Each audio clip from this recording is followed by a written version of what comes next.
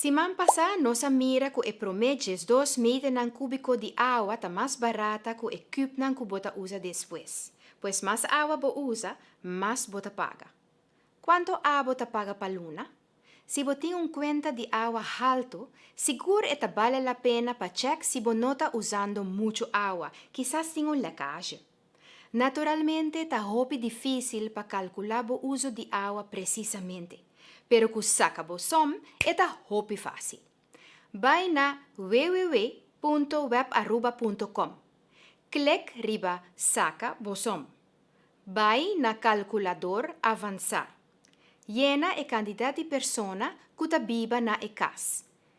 A quantidade de viaja que a machine lava panha para luna. Se você tem piscina, sim ou não. E se você tem jardim, com grande eta. Vai llena turcos? E ora eita aparece quanto cubo mais ou menos você usa para luna. Compara a suma aqui com a suma riba bo conta de água atual. Casi não tem diferença? Bom bezig. Bo não tem leakage e bo uso de água está aceitável.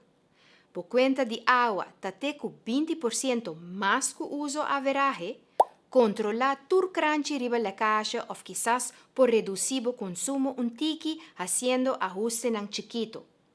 Bo conta de água está mais alto que 20% de uso average de água, por diferente motivo para qual o uso de água está assim alto. Quizás tem leakage ou quizás drip system defecto. É recomendável para acercar pipe fitter para ajudar a averiguar. Se tem leakage dentro da tuberia de web, notifica-nos. Se não tem leakage, é hora de analisar o uso de água criticamente. Lo mester tem motivo de como você usa assim a água. Spar água está escorro. Popo spar hopi água na diferente forma, chiquito ou grande.